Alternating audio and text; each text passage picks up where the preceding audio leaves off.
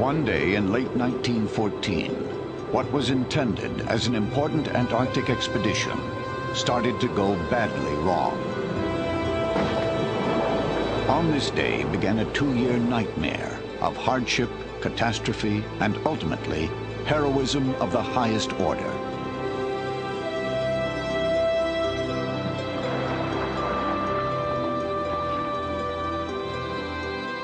Ernest Shackleton, a brilliant and charismatic leader, took 27 men on a voyage that would challenge their spirit and their lives. This is the saga of one of the most remarkable survival stories of the century, the voyage of the Endurance.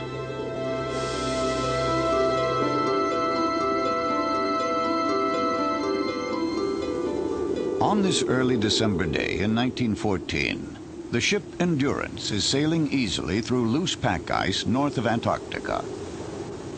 The expedition leader, Sir Ernest Shackleton, is an ambitious 40-year-old Anglo-Irishman. He is known for his way of drawing men to him and for his ability to get out of tight situations. The British expedition plans to sail through the Weddell Sea to the Antarctic. Their goal is to be the first to achieve an overland crossing of the continent. Ernest Shackleton was already a famed explorer. He was a rival of Sir Robert Scott's in the race to reach the South Pole. My father's relationships with Scott, it's rather difficult to describe it. You see, in a sense, my father was the adventurer who came in, who'd been one of Scott's people, and decided to run his own expedition. In 1907, Shackleton led his own team on a failed attempt to reach the pole. With him was Frank Wild, who would later join Shackleton on the Endurance.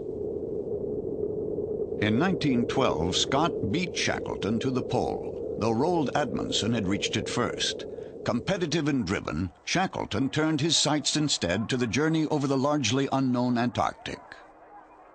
The impression I've got from all I've read about Shackleton and his expeditions is that things were rather thrown together at the last minute, usually short of cash, and the thing was just driven by his amazing energy and enthusiasm and ambition, and things did go wrong. And compared to, say, the Norwegian polar expeditions, Shackleton's were possibly a bit shambolic, but he got himself out of those situations. Life on the Endurance is a mix of disciplined routine and good times. More than 50 dogs are to act as sled teams for the overland crossing.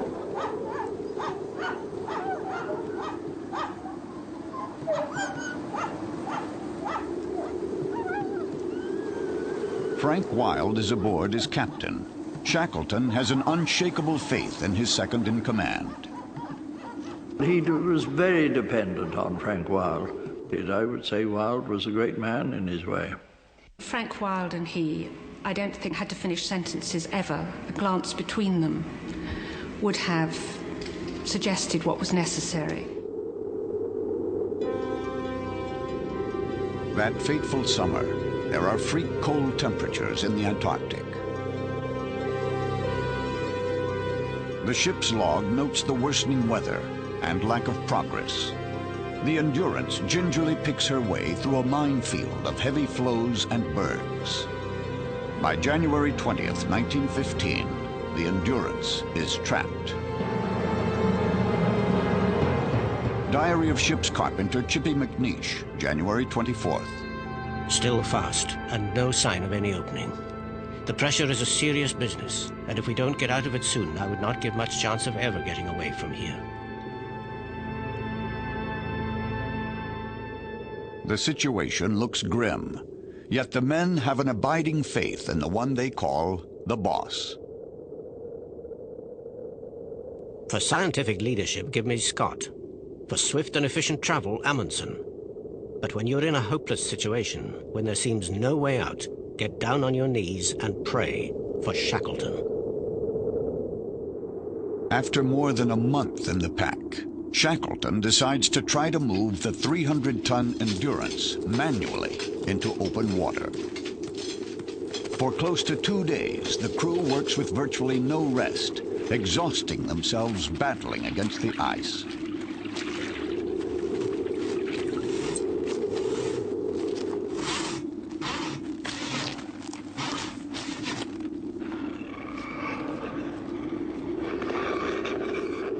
When they are at the point of dropping, Shackleton has his crew push the ship backwards as far as she will go. He intends to ram his way through ice that was up to 18 feet thick.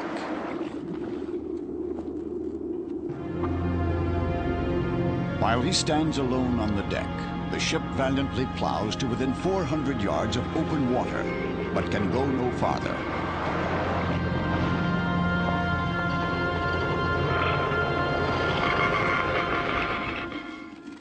On February 24th, 1915, Shackleton gives up trying to free the ship, and the Endurance becomes a winter station.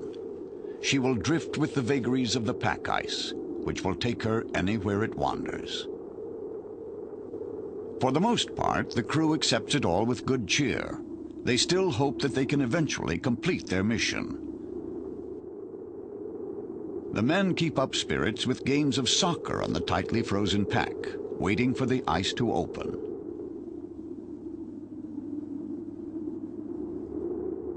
On board, Shackleton adheres to his deep belief in the importance of strict routine. There's some grumbling about chores, but the boss's authority is rarely questioned. The ship's hold becomes known as the Ritz, and life continues in relative comfort. Costumed reviews are very popular. Shackleton wins the award for Worst Singer, though there are several close contenders. The real enemy is the tedium, dealt with by ever more drastic measures. We all had our hair cut, and then we had our photograph taken in the Ritz. We do look like a lot of convicts, and we're not much short of that life at present, but still hoping to get to civilization someday.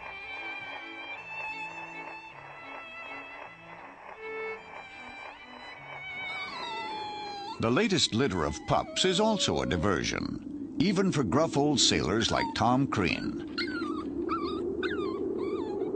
Frank Wilde is fond of Samson, the biggest of the animals.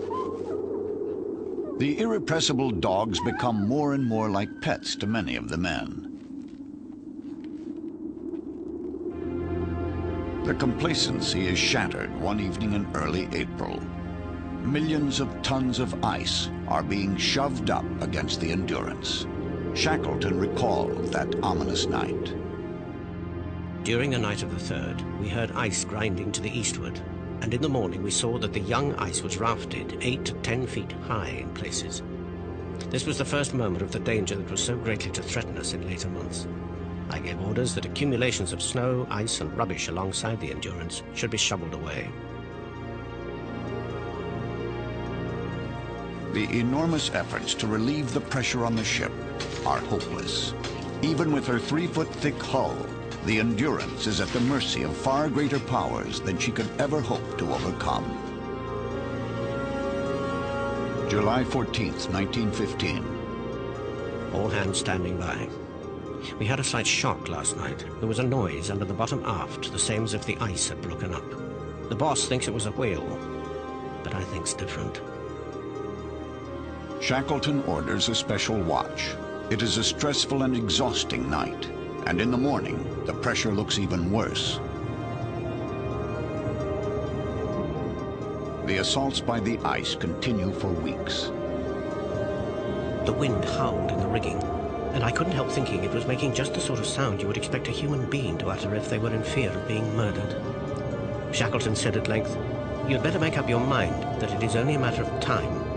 What the ice gets, the ice keeps."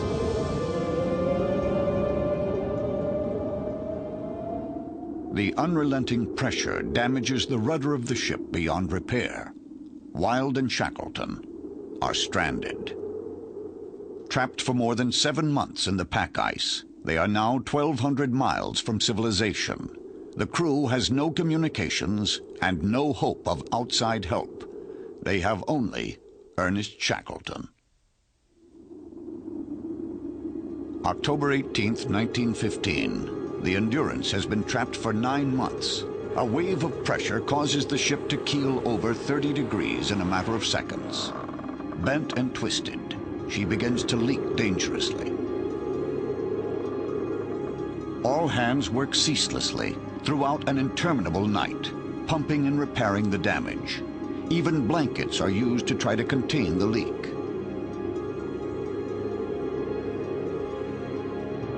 At 5 p.m. on October 27th, Shackleton gives the order to abandon ship.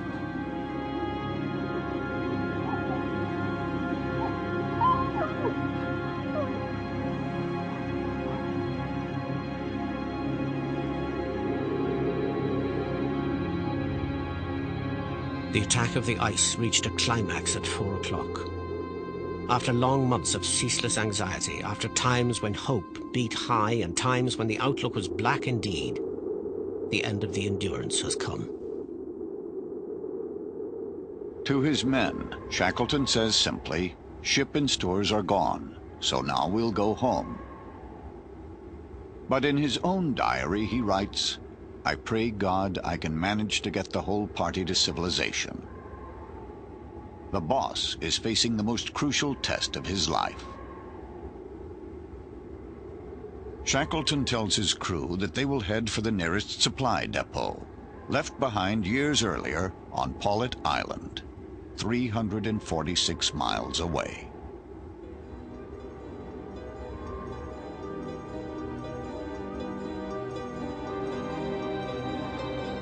Within a few days, the Endurance loses her final struggle.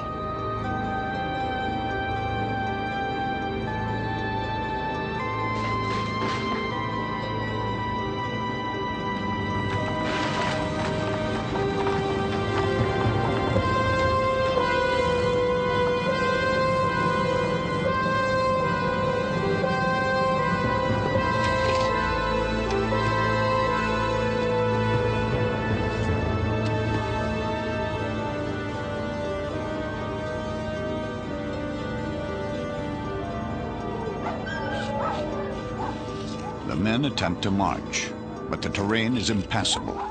Everywhere they turn, the ice blocks their way.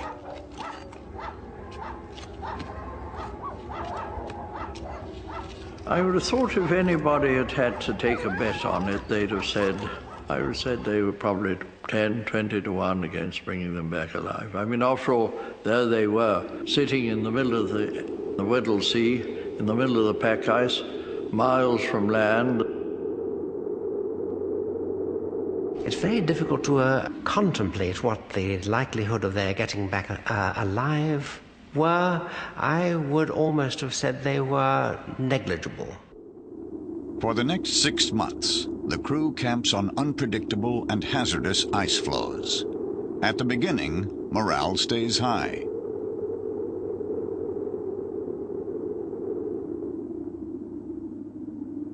Shackleton's hopes are pinned on 3 small boats in which he plans to set sail when the pack opens. But if the Weddell Sea had crushed the Endurance, what could it do to these fragile craft? In the meantime, they drift helplessly with the pack. They were moving. They were on a moving ice floe, of course.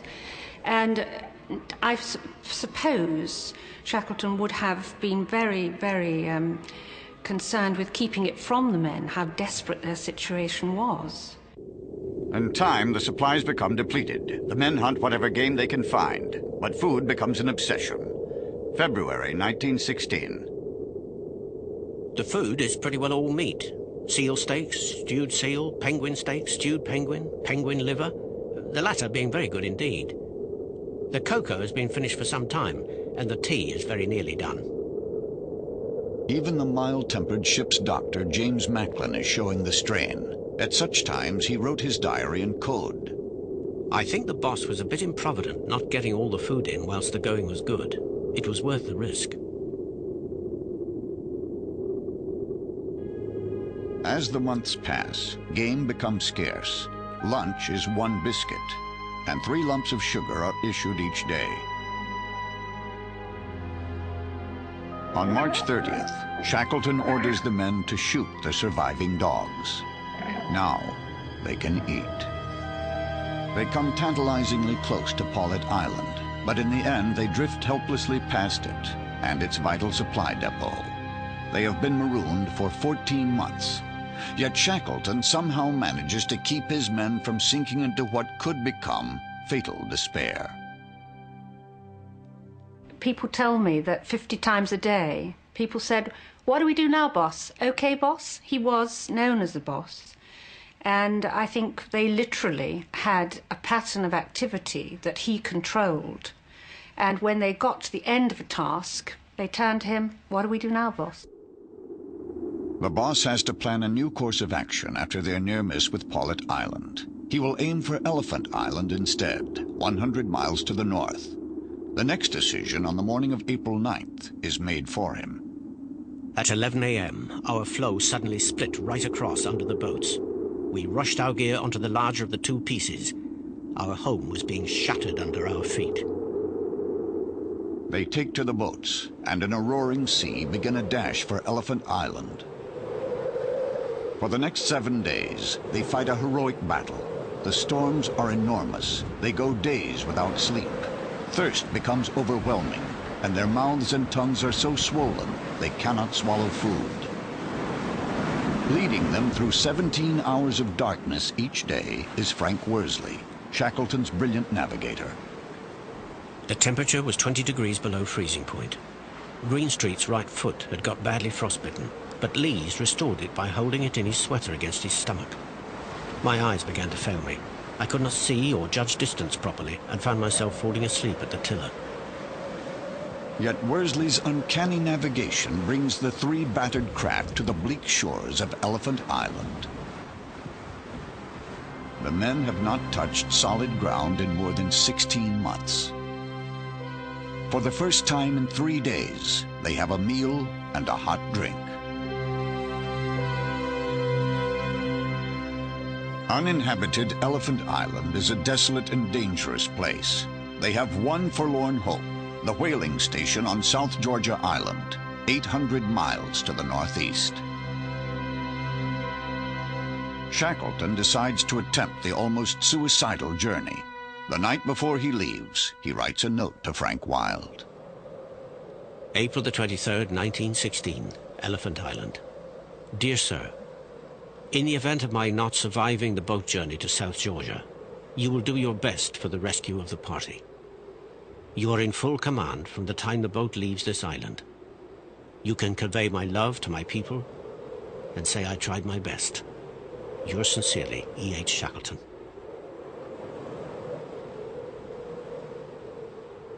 The next morning, the 22 men who will be left behind gather on shore. The optimists expect the boss back in a few weeks. Shackleton and 5 other men face the world's most vicious sea in a 23-foot open boat. Elephant Island, April 24th, 1916. We watched them until they were out of sight, which was not long, for such a tiny boat was soon lost to sight on the great heaving ocean. As she dipped into the trough of each wave, she disappeared completely, sail and all. 3 days out, their craft is hit by a powerful gale. Enormous waves, 50 or more feet high, batter them relentlessly as they struggle in a last desperate effort to reach help.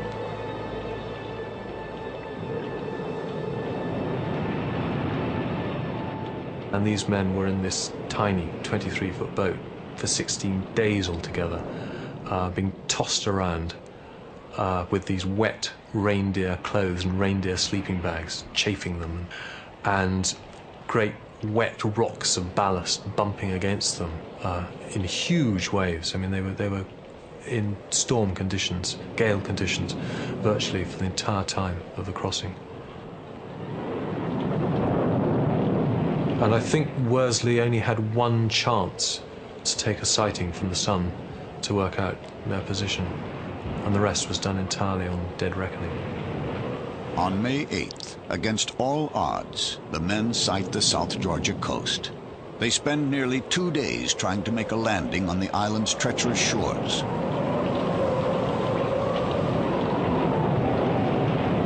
And it is the most wild coast with huge glaciers flowing down into the sea. And I think it was just as they finally managed to get through some rocks into this tiny little bay and drag the boat ashore stumbling and slithering on the wet rocks and seaweed, that the main pin holding the rudder fell out just at that moment as they landed. An incredible fortune that it had lasted till then. Fate compels them to land on the side of the island opposite the whaling station, which lies over an interior of glaciers and mountains that no human being has ever crossed. Terribly weakened, Shackleton is called on to lead yet another heroic effort. He has a bit of rope, a carpenter's adze, and some screws which the men twist into the bottom of their shoes. Leaving behind the 3 men who are too ill to make the trip, Shackleton sets off with Frank Worsley and Tom Crean. Shackleton was a polar expert, he was a seaman, but he wasn't really a mountaineer. And yet, when they arrived on the wrong side of South Georgia and had to cross it, they were having to do a very serious bit of mountaineering. And I think that's where this incredible intuition came in. They knew roughly where they were going, but they had no maps. At one point, Shackleton finds himself at the top of an impossibly steep slope. Once again, he decides to take an enormous gamble. But by this time, night was falling and the mist was covering the bottom of the slope. They'd no idea what was at the bottom. They tried a few steps down, but it was evident that if they continued, they would die of exposure. So they coiled their rope down, the 3 of them sat on it, and they put their arms around each other's waists, and they pushed off into space. They careen crazily down a 1,000-foot mountainside. At the bottom, they are bruised and torn. But to have survived at all is another in a long line of miracles. At about 4 o'clock in the afternoon of May 20th, 1916, 3 filthy, stringy-haired men dressed in tatters walk into a whaling station on South Georgia Island. Shackleton has to introduce himself to a man he has known for years. "Don't you know me?" he asks. The whaler hesitates. "I know your voice." And the response comes, "My name is Shackleton." Some say the old sailor turned away and wept.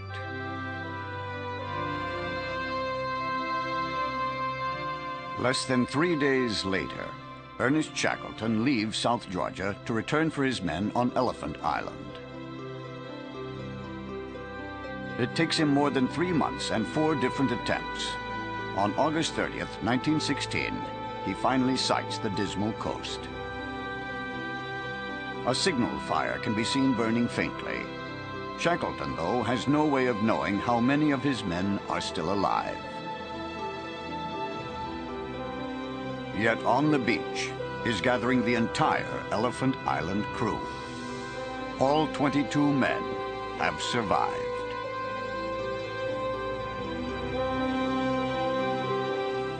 On shore, the realization slowly sinks in that the boat is really there, that the unendurable has been endured.